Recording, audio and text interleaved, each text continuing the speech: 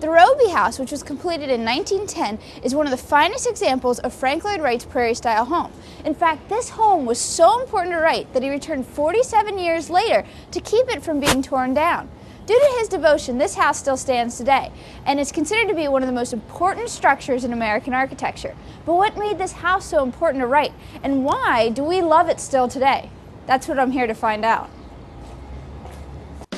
I'm hitting the road, searching for answers and finding great design. It's a quest for beauty, function, and of course, inspiration.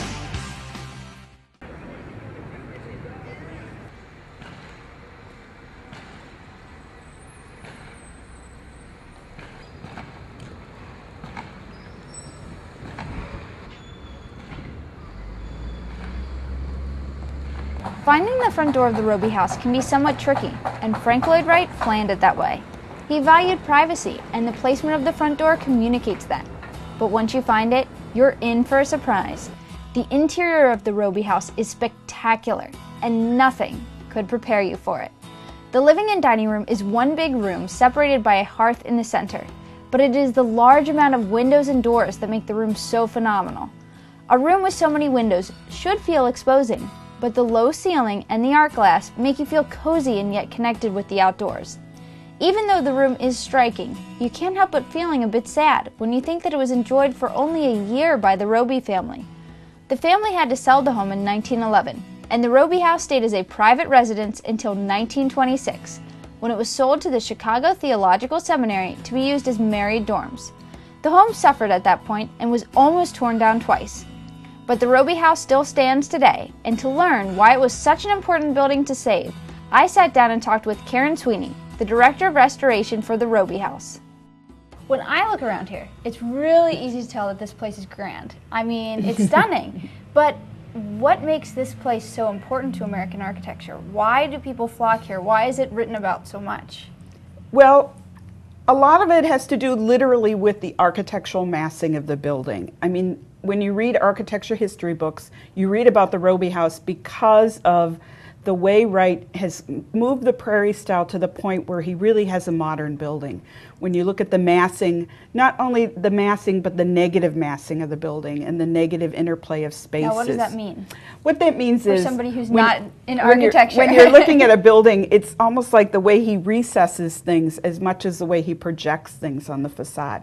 And if you look at the outside of the building, it looks very simple, but if you look really closely, he has all these little 4-inch recess here and there that may go up 2 stories, and it's that interplay of space that really makes it a very dynamic building. So it's basically the way that levels protrude and how they protrude, and it also is very important because of this architectural style that he develops during this time, the prairie style that we now call it.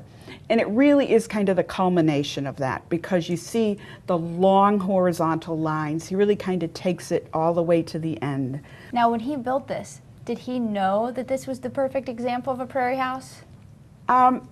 He certainly highlighted it in his Wadsmith portfolio. So he really, and the building wasn't even completely built when he was working on the drawings for that. So it obviously was very important to him. And I don't know at that point whether he stated that. He certainly, it is the one building that he came back and tried to save. And why did he do that? Why was it so important to him?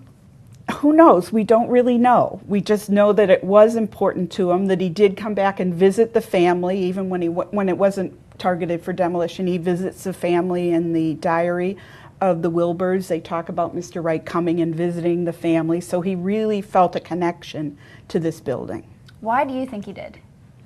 I think because part of it probably, Mr. Wright liked to claim, and he was already getting it for this building, so I think that would probably be part of it.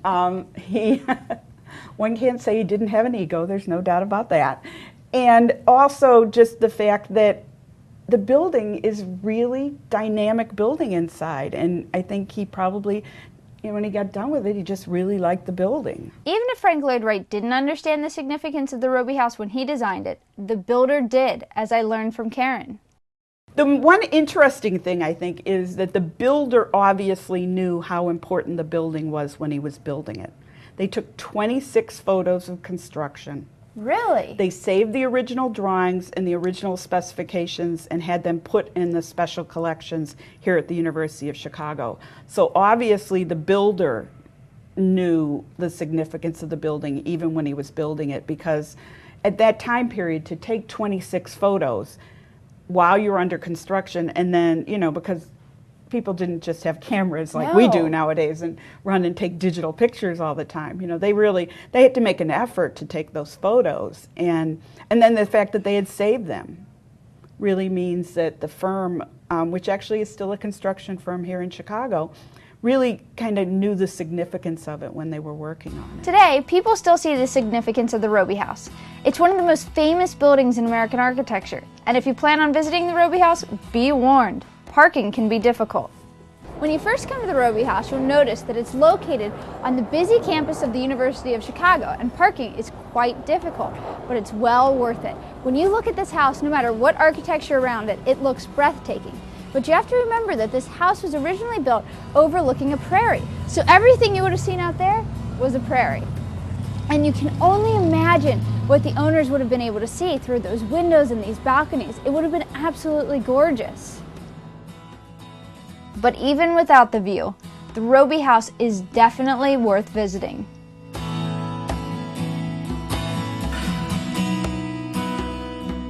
The Frank Lloyd Wright Preservation Trust offers tours of the Robie House and Frank Lloyd Wright's original home and studio, in addition to offering maps, which show the location of Wright's homes in Oak Park.